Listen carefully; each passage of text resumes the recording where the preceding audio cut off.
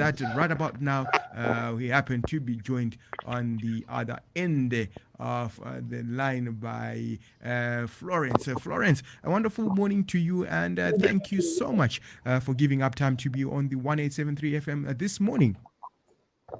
I'm wanting to thank you for having me.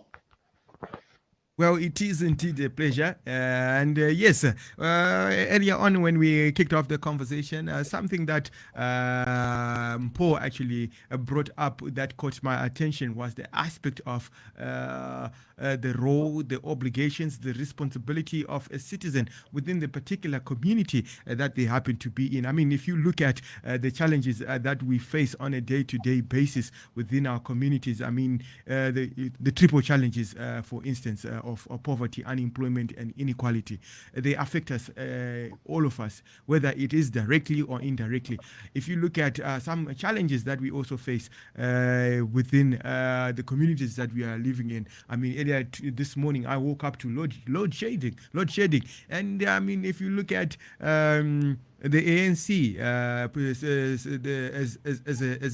as an institution commemorated 108 years of existence. And if you look at the individuals who we so call leaders, whom many times as individuals think they actually are the ones to provide solutions to these problems, to these challenges, it seems like we rely too much on them, and yet it is the responsibility of each individual to also provide a solution. Talk to us, Florence. I mean, your understanding of the role, the obligations, the responsibilities of an active citizen.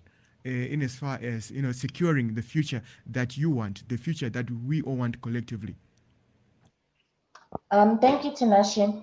I think an active citizen, a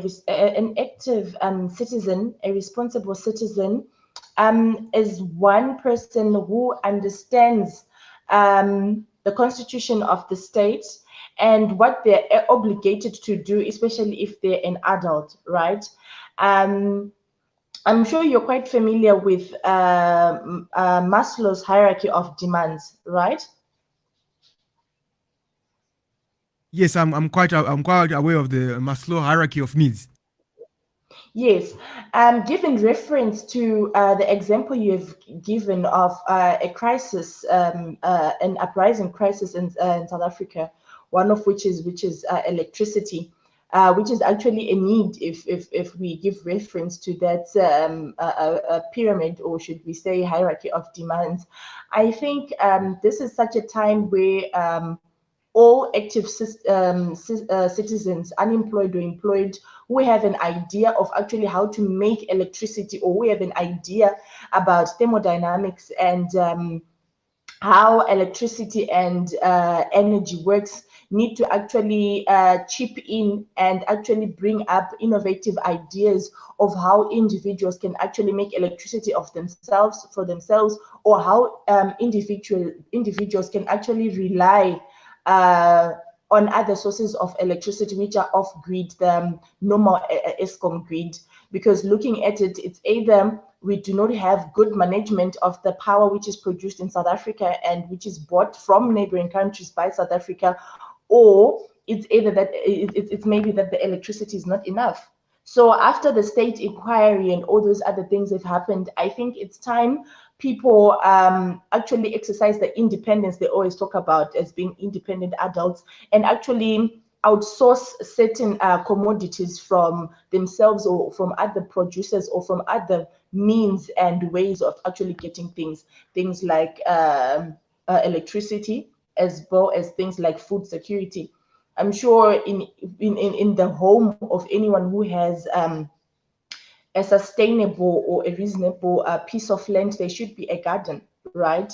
In homes, to my opinion, like on the homes of people who actually work, or the working middle class, I think people should actually think of actually relying on biogas electricity, or on actually solar electricity. Because one thing we seem as if we tend to forget is our leaders are actually flawed human beings as we are, who are also Okay, let me not tap into that. It will sound controversial, but I think we must No, no. understand that Let's get deeper to it. That's what we want. That controversy is what's needed at the end of the day. That's what provokes individuals to actually take responsibility or that they ought to take. Let's go deeper. I like that. Okay, to my opinion, I think especially as Africans, right, we rely too much on politicians, entrepreneurs, and big business figures, right, to be our ultimate saviors, forgetting that they're flawed human beings, right, who are sometimes compared to um, um, their unflawed selfish desires, and sometimes who do not have quite a clear perspective of what everyone else wants, because nepotism and corruption in African politics is a norm, right? That's why you see that a lot of educated youths, educated graduates, but they're at home sitting looking for jobs, and yet it seems as if the system cannot accommodate them. But day after day, we hear of scarce skills, we hear of a lack of skilled labor. You understand? So it's actually a system which controverts. It's which is very controversial, and it actually interdicts itself. We forget that politicians, congressmen, maybe, are people who butter their breads daily on the contestation of ideas. Who is the last man standing? Who can win a caucus? Who can get numbers? So we forget, or maybe we lack an understanding of who politicians are and who these big entrepreneurs called the shots are. And also, if you look at the way African governance is run as far as finance is concerned, we are capitalist states. We are not communists and we are not socialists. So, with all honesty on the table, I think we'll be fooling ourselves if we think that government and the people who call the shots and who make the decisions or the deciding votes actually have the interest of the poor at stake. Because to a certain extent, the poor have got nothing to offer or put on the table, right? Because they're capitalists. It's profit margins, it's breaking even. It's not everything or sharing commodities amongst each and every individual, or amongst people from all walks of life evenly, right? So if we were not living in a flawed political arena, if I can call it, would not even have things like dictators living in African states, or even the state inquiry happening in South Africa in the first place. If I may say, if you still remember the day the former CEO of Eskom appeared in front of the state The Zondo inquiry. Commission. So yes, the Zondo Commission. He did not remember things which had happened 2 years prior to that sitting, 3 months prior to that sitting. And remember, this is the CEO, this is the man who has the deciding voice. And he had an entire delegation of lawyers. Now, who do we need to run Eskom? Do we need lawyers, or do we need responsible, accountable men? And quite to the contrary, when we had the former CEO of Prasa, he had dates running to decades before, right? Because he was an accountable, honest man who was trying to make a decent living. And he was actually not, if I remember correctly, he was relying on his diary, the things he had on pen and paper, the things he had diarized, and he did not even need any legal representation. Now, if we are living in a world where we have such people having such huge responsibilities, and they cannot be accountable or fill up the shoes they've been given to wear, then I think we have a big problem.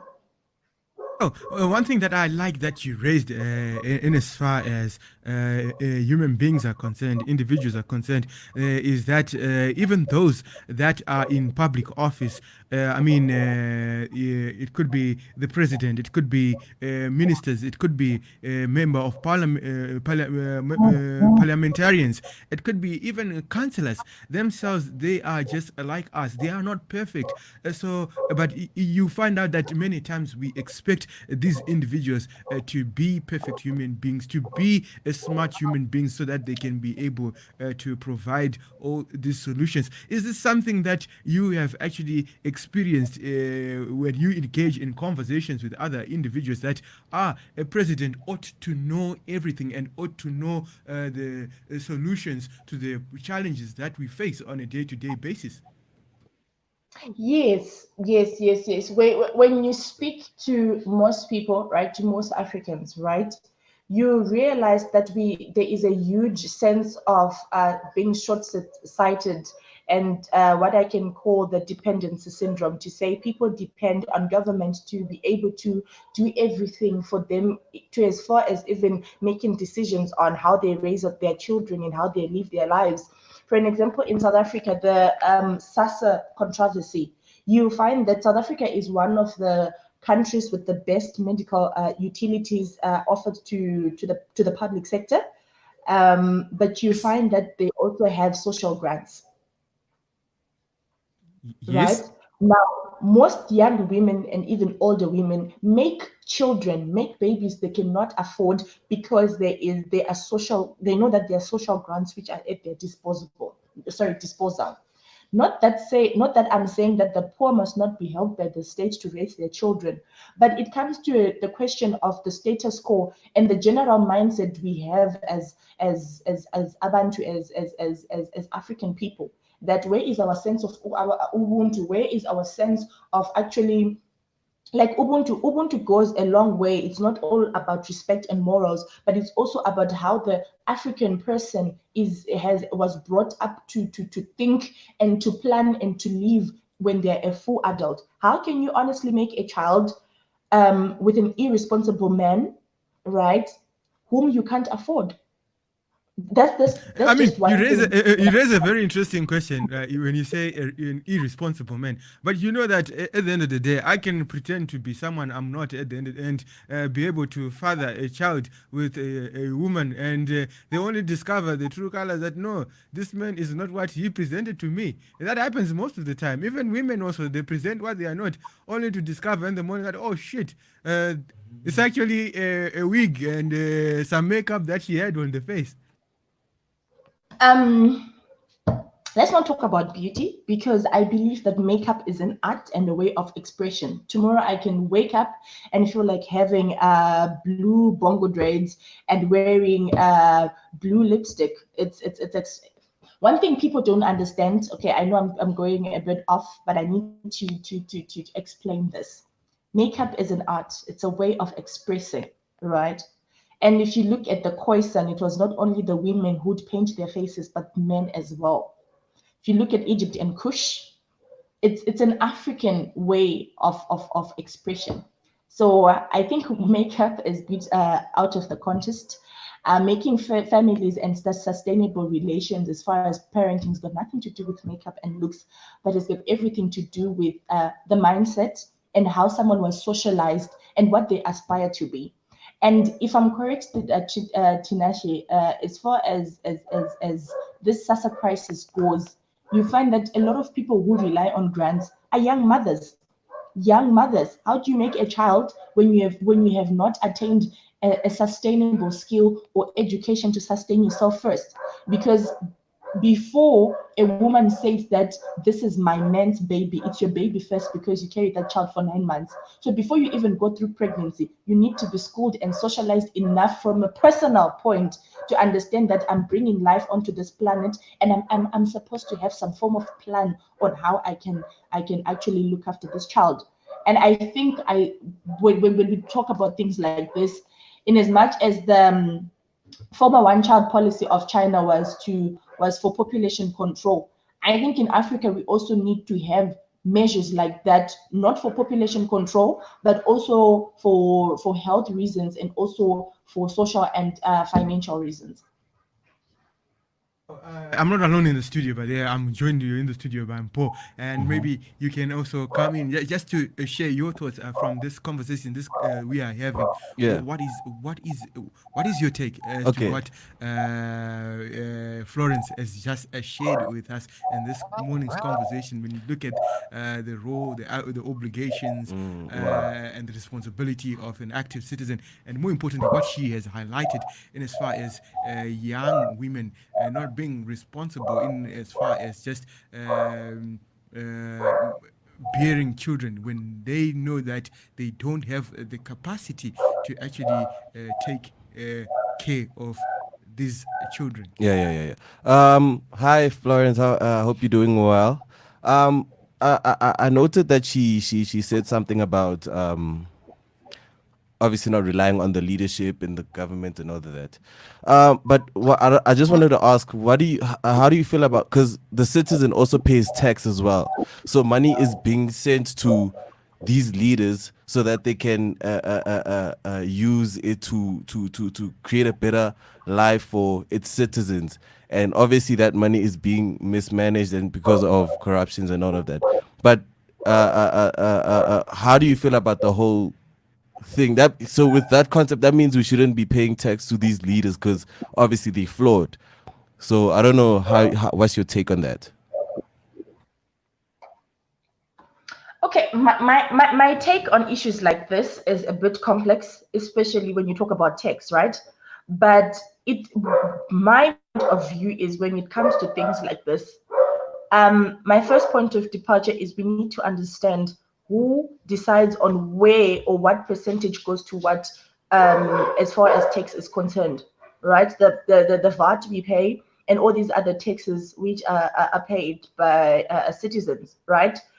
It does not all go towards grants. It does not all go towards AIDS levy. It goes to different things and some things which are not necessary. So the first point of departure is who decides on what goes towards tax, right?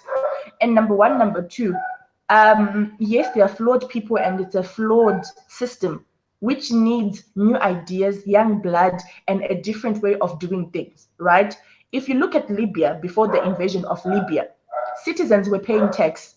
And the economy for an African state was very stable to an extent that a graduate would be incentivized a certain amount of money in the ranges of what a professional who's in the workforce makes whilst they're still looking for a job, right?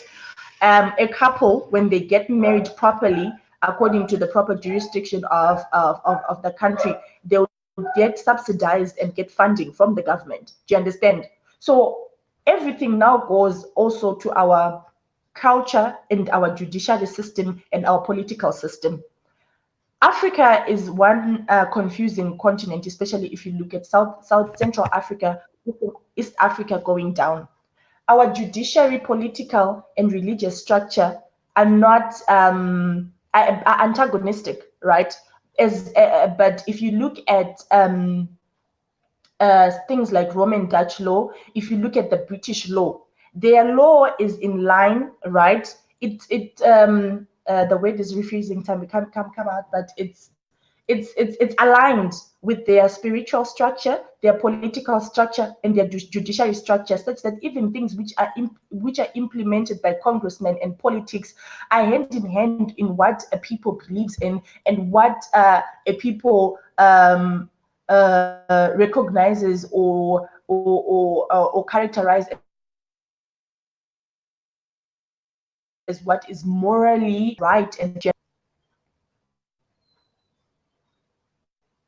Well, okay. For an example, let's take the way we I do must things say, in South that Africa. we've had this morning. But the Okay. one thing that I pick up from what you had to contribute that I find a very interesting question you raised is who decides where money that is contributed by taxpayers goes to. That's something that I think we need to actually explore. I think Mpho, you wanted to say something? Yeah, and I definitely agree with the whole thing of with the structure, with the British laws and everything. Everything is intact with the system, so religion, spirituality, and all of that. So, but with Africa, don't you think maybe like places like Timbuktu back in the days, because they also had laws, those type of laws. I'm not really informed about that type African culture like that, but from what I know is that we also had laws that also benefited our people as a whole. And then obviously with colonization, they bringing their type of stuff, their structure that applies in Europe, but might not apply in Africa. You know what I mean? So I don't know how do you feel about that? Okay, when we talk about these things, is I'd like you, when you have time or right now, if possible, to look at a piece written by Lord Macaulay in, is it 1879, when he was describing Africa as a people, not these barbaric connotations of Ubuntu and our sort of Asian spirituality as regarded as barbaric and things like that. Do you understand? Everywhere where there is a spirituality or order or religion mentioned, there's always good and evil. Even if you look at the 7 haptic laws, some would want to call them, or the laws of the universe, the law of polarity. Wherever there is a certain degree of something, there's always an opposite degree.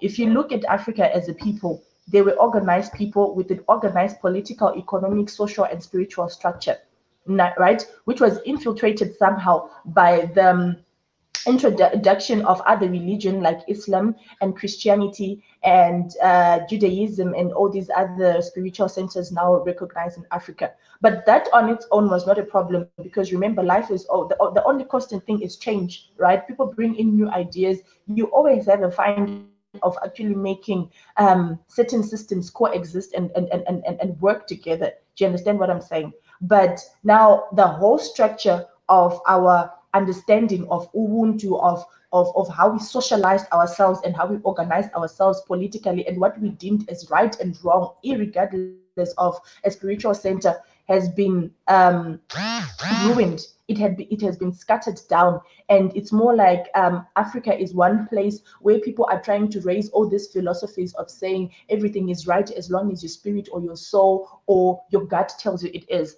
To my opinion, right? This is my opinion. That's nonsense. Hence, we have the Bill of Rights. There are things, irregardless of what you believe in, are good and bad. And in Africa, we had that sort of system running already. I don't know. Did you manage to get that quote? I haven't found it. I'm still searching for it. What is it called again? Search 1879 Lord Macaulay. Is it 1879 or 1877? It was actually a piece which was put in the newspaper. I'm also searching for it. Yes. Some they put it as a context of India, some they put it as a context of Africa, but it's saying the same thing because it was the same colonial powers which colonized India and Africa. And the way Indian people are socialized. Yes. I've actually found it. It was in 1835. 1835. Oh, okay, I was lost. So it reads, I've traveled across the length and the breadth of India and have not seen one person who is a beggar, who is a thief. Such wealth I have seen in this country, such high moral values, people of such caliber, caliber that I do not think we would ever conquer this country unless we break the very backbone of this nation, which is her spiritual and cultural heritage, and therefore I propose that we replace her old and ancient education system, her culture, for if the Indians think that all that is foreign and English is good and greater than their own, they will lose their self-esteem, their native culture, and they will become what we want them, a truly dominated nation. So that was on the 2nd of February, the year 1835. Yes. In some quotes, where India is, it's replaced as Africa.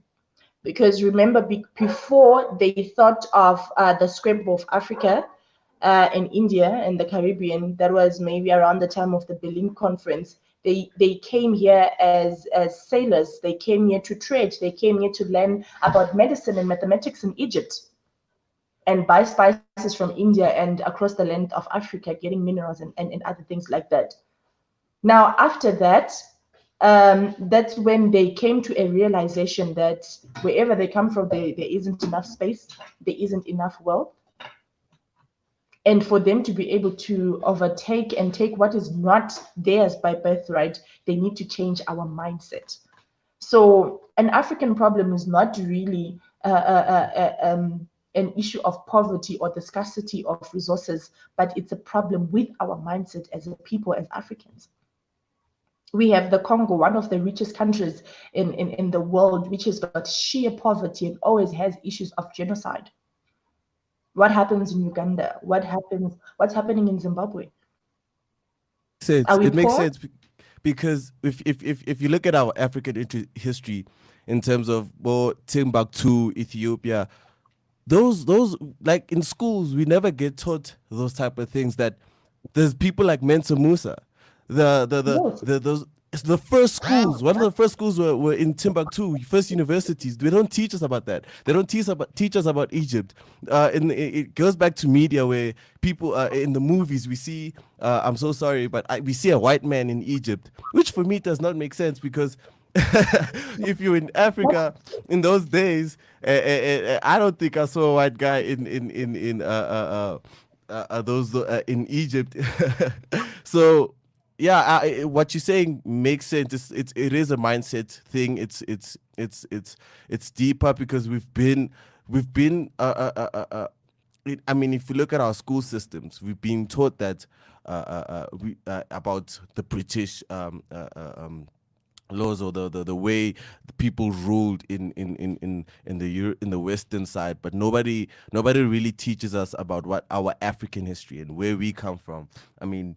It goes back to simple things like why Jesus? I don't know, but I don't want controversy. But we as Africans have been conditioned to think less of ourselves, so we are unable to or we think we are unable to do more, but we actually far greater than what meets the eye. So. I totally agree with what you're saying. It's a definite mindset thing.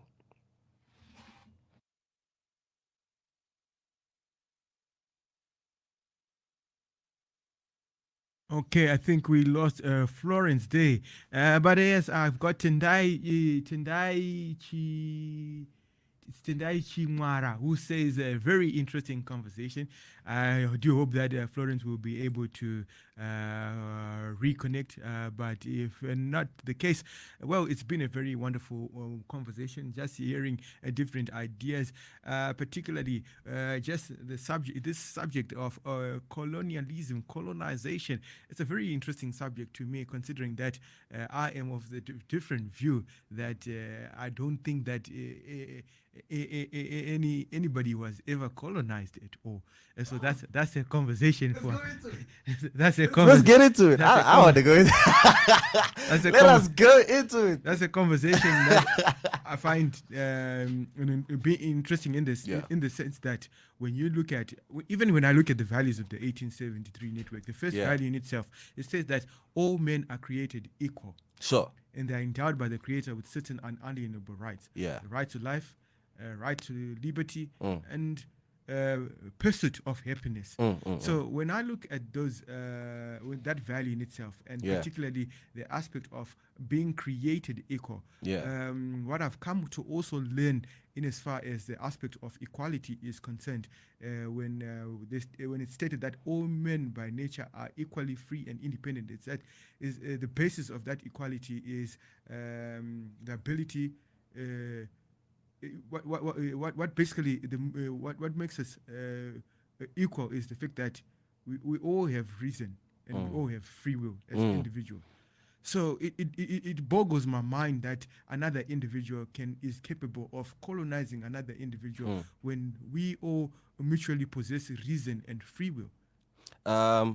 with me, from what I know, I'm religious, so I believe that some things were allowed to happen, but also things like resources, like we had spears and they had guns, things like that. And I feel like I believe that that the real okay, nah, let me not go into it. but yeah, I think it's a thing of they had resources, I guess, more resources, and I mean, we went. They came with a mindset of, okay, no, we're gonna trade with you guys. But and all what that stuff. if what we think is colonization Yeah, is yeah. just administration and order? Because what these individuals did when they came to find in search of a better life for themselves on this a geographical region called Africa, all that they did was to have structures, to have order and administer those structures. What if what we think is actually colonization is just order and administration? No, but we had order. We've been had, like she said, like that's the thing. Things like Timbuktu. I don't know if you know this, but the first universities were in Timbuktu. That's your North Africa, your Egypt, Mali, all those places. The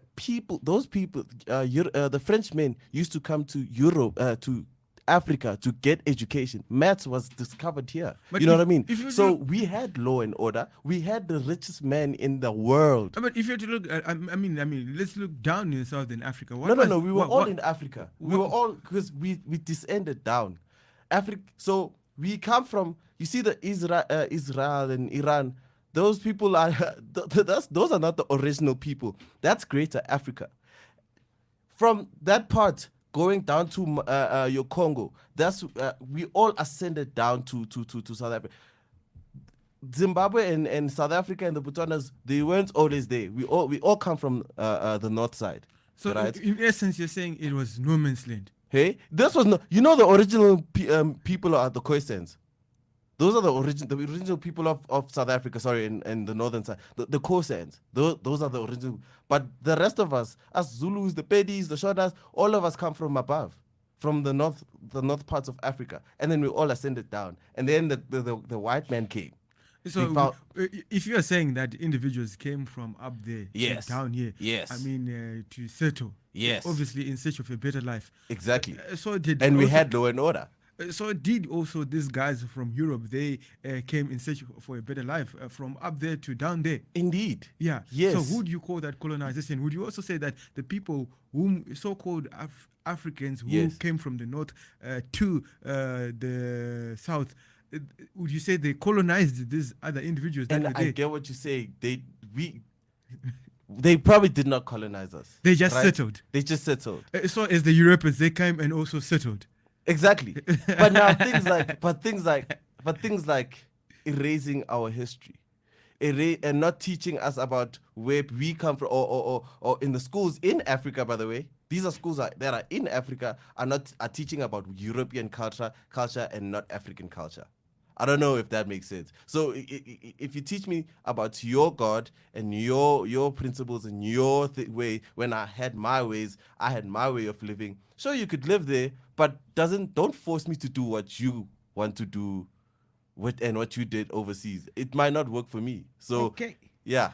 All right, that's interesting. Anyway, 20 minutes after the hour 8, let's quickly go on a short break. And when we're back, we're just going to look at some of the insights from Sidwell Medupe. And every morning we'll be also looking at insights from Sidwell Medupe that he shares. And we just get to touch on that as well and Yes. see what lessons we can be able to draw from the insights that Sidwell Medupe is sharing. Yes, on that sir. note, as we go on the short break, We Are All the Same, a track by Fatima, one of the 1873 United artists. Yeah.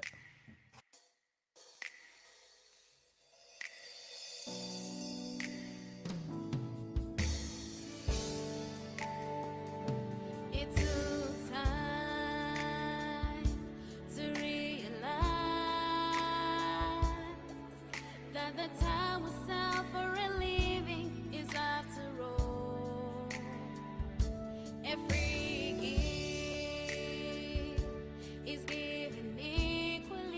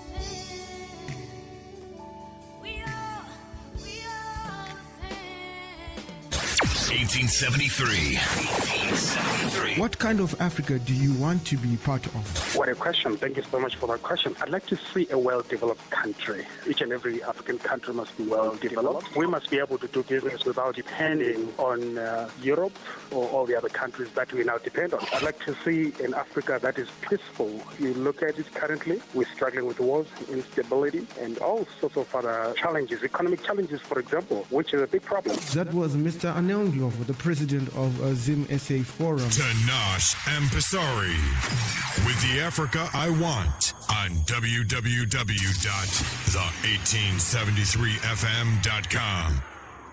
Well, this is the 1873 FM, your platform for open, frank, and honest conversations in as far as shaping and defining the character and personality of the future you want, the future I want, the future that we all want collectively. And yes, very interesting comments coming through. Tendai Chimwira, he states that yes, they might have been more resourced and the administration was spot on, but what was their intention? And he says that control. In capital letters. So, and they changed everything about us, our religion, and the political and social structures.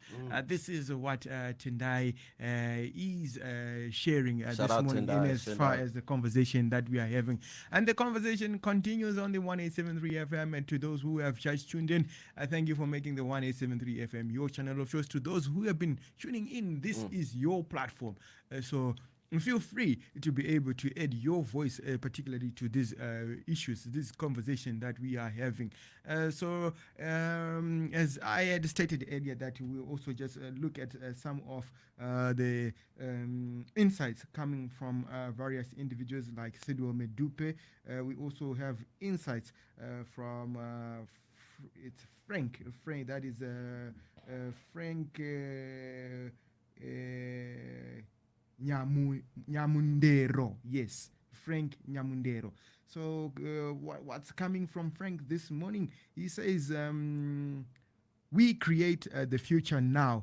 So basically, if it quotes APJ Abdul Kalam stating that let us sacrifice our today so that our children can have a better tomorrow. And Frank goes on to state that each day people get to talk about the future, their hopes, plans, desires, and a vision for a better tomorrow.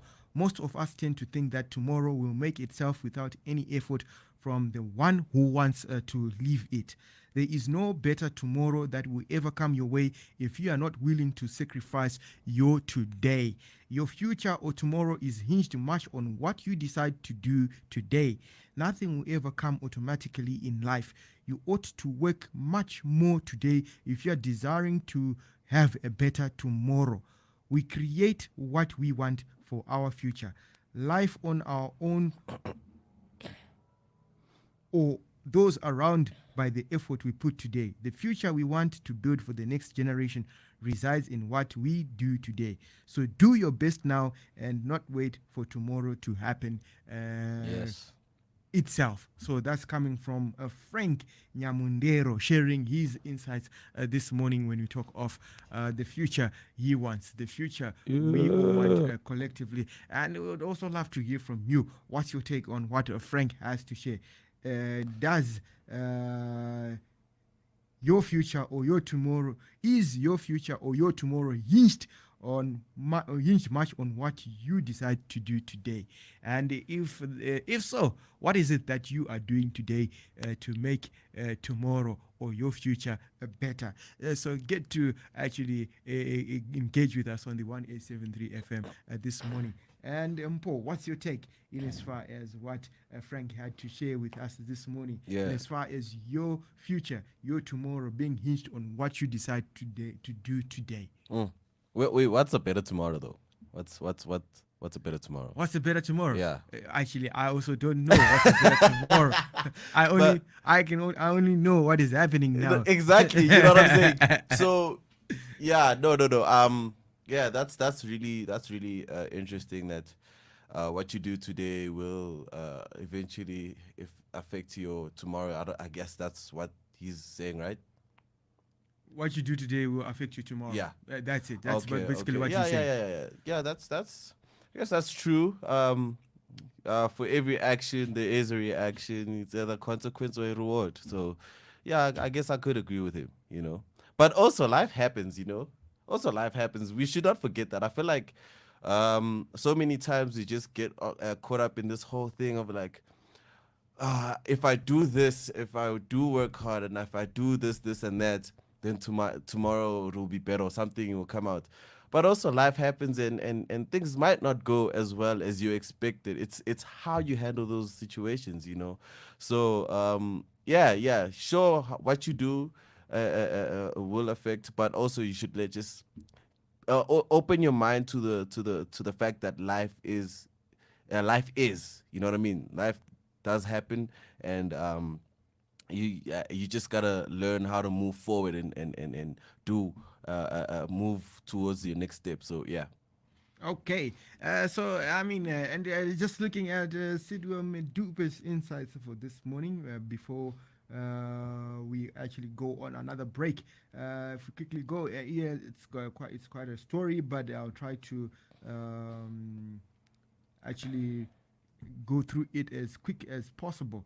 So basically, drop the bone. This is what he has to share this morning. A dog has taught me an important lesson in this encounter. I was in my vehicle commuting from home to my daily errands, driven by my driver. The vehicle was speeding at about 80 kilometers per hour. Suddenly, I saw a dog running so fast to cross the road. I was frightened that the vehicle would overrun the dog. I was praying that the dog would increase its speed and cross the road safely.